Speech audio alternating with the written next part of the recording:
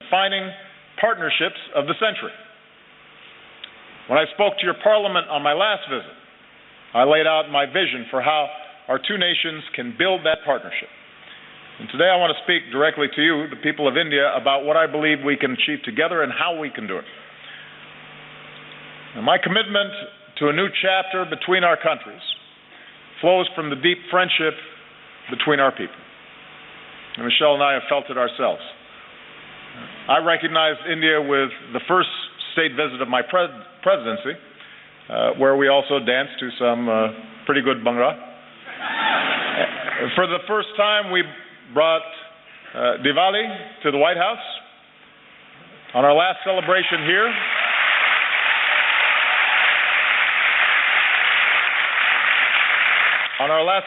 here, we celebrated the Festival of Lights in Mumbai. We danced with some children. Unfortunately, we were not able to schedule any dancing this visit.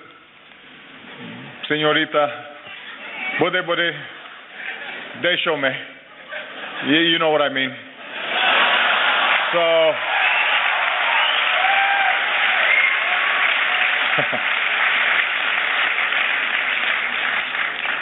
everybody said, by the way, how much better a dancer Michelle was than me, which hurt my feelings a little bit. On a more personal level, India represents an intersection of two men who've always inspired me. When Reverend Dr. Martin Luther King Jr. was protesting racial segregation in the United States, he said that his guiding light was Mahatma Gandhi. When Dr. King came to India, he said that being here in Gandhi's land reaffirmed his conviction that in the struggle for justice and human dignity, the most potent weapon of all is nonviolent resistance. And those two great souls are why we can gather here today, Indians and Americans, equal and free. And there's another link that binds us. More than 100 years ago, America welcomed a son of India, Vivekananda. And Swami Vivekananda brought yoga to our country.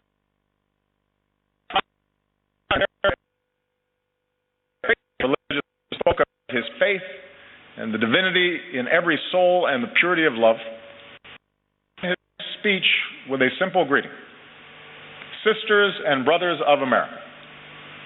So today, let me say, sisters and brothers of India.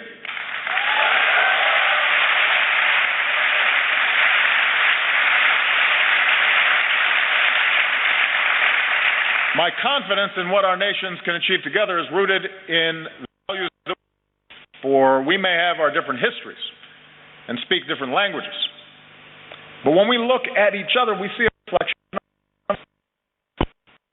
Having thrown off colonialism, we created constitutions that began with the three same words: we the people.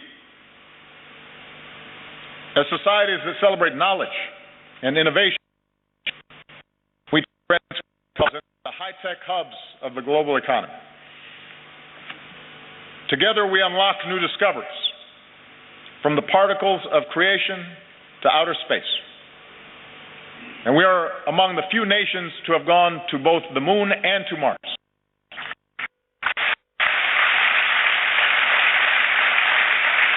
And here in India, this dynamism has resulted in a stunning achievement. You've lifted countless millions from poverty and built one of the world's largest middle classes.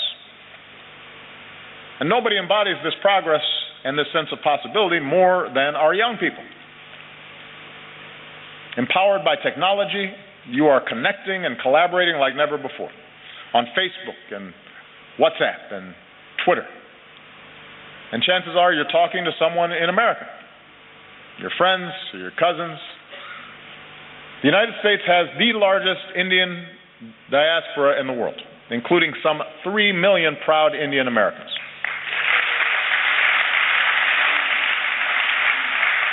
And they make America stronger, and they tie us together.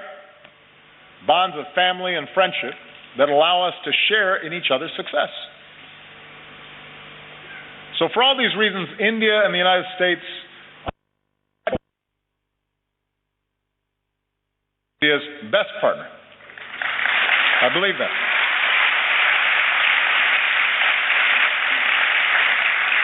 Of course, only Indians can decide India's role in the world, but I'm here because I'm absolutely convinced that both our peoples will have more jobs and opportunity, and our nations will be more secure, and the world will be safer and a more just place when our two democracies, the world's largest democracy and the world's oldest democracy, stand together. I believe that. So here in New Delhi, Prime Minister Modi and I have begun this work anew, and here's what I think we can do together. America wants to be your partner as you lift up the lives of the Indian people and provide greater opportunity. So working together, we're giving farmers new techniques and data, from our satellites to their cell phones, to increase yields and boost incomes. We're joining you in your effort to empower every Indian with a bank account.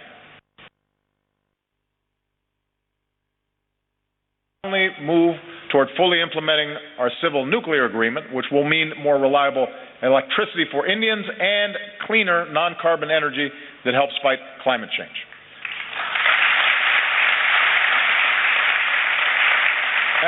And I don't have to describe for you what more electricity means.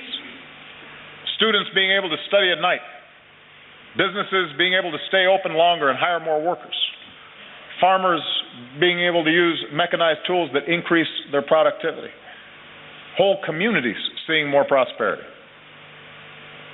In recent years, India has lifted more people out of poverty than any other country, and now we have a historic opportunity, with India leading the way, to end the injustice of extreme poverty all around the world.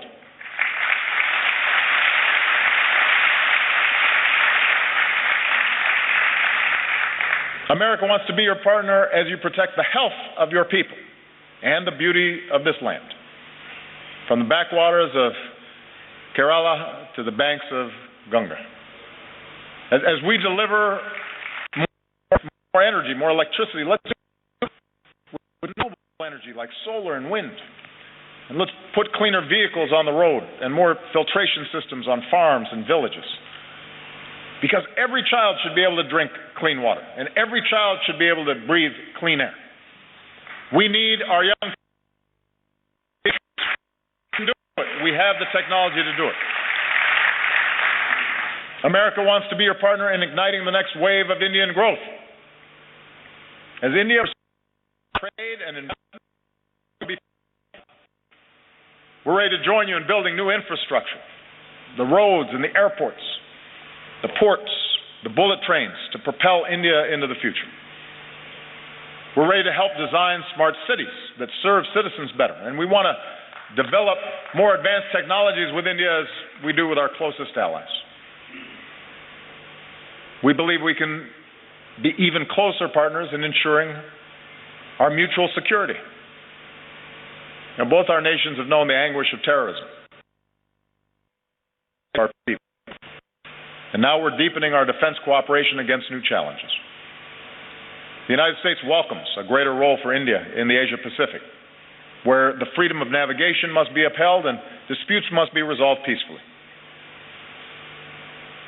And even as we acknowledge the world as it is, we must never stop working for a world without nuclear weapons.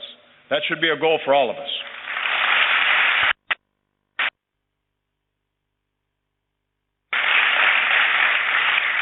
I believe if we're going to be true global partners, then our two nations must do more around the world together.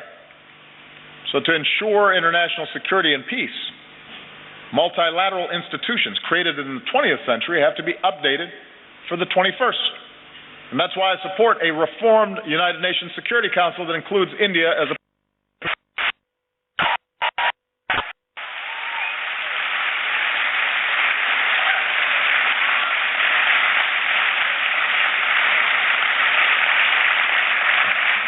Of course, as I've said before, with power comes responsibility. In this region, India can play a positive role in helping countries forge a better future. from Burma to Sri Lanka, where today there's new hope for democracy.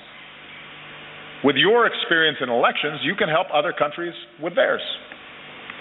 With your expertise in science and medicine, India can do more around the world to fight disease and develop new vaccines and help disease. Together, we can stand up against human trafficking and work to end the scourge of modern-day slavery.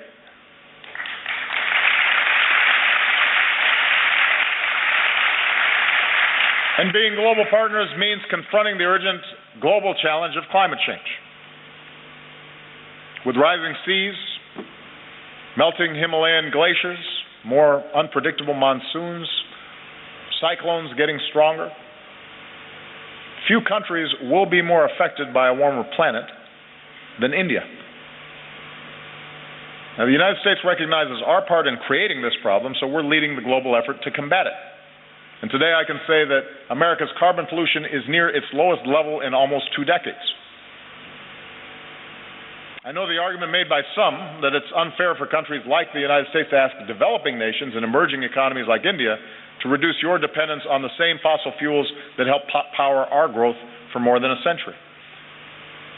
But here's the truth. Even if countries like the United States curb our emissions, if countries that are growing rapidly like India, with soaring energy needs, don't also embrace cleaner fuels, then we don't stand a chance against climate change. So we welcome India's ambitious targets for generating more clean with the impacts of climate change, because you shouldn't have to bear that burden alone. And as we keep working for a strong global agreement on climate change, it's young people like you who have to speak up so we can protect this planet for your generation. I'll be gone when the worst effects happen. It's your generation and your children that are going to be impacted. And that's why it's development that lifts up the lives and health of our people, trade and economic partnerships that reduce poverty and create opportunity, leadership in the world that defends our security and advances human dignity and protects our planet. That's what I believe India and America can do together. So with the rest of my time, I want to discuss how we can do it. Because in big and diverse societies like ours, progress ultimately depends on something more basic, and that is how we see each other. And we know from experience what makes nations strong. Neha, I think, did a great job of describing the essence of what's important here. We are strongest when we every. Look at our countries, the incredible diversity, even here in this hall. India is defined by countless languages and dialects in every color and caste and creed, gender and orientations. And likewise in America, we're black and white and Latino and Asian and Indian American and Native American. Your Constitution begins with the pledge to uphold the dignity of the individual. And our Declaration of Independence proclaims that all men are created equal. In both our countries, generations have worked to live up to these ideals. And when he came to India, Martin Luther King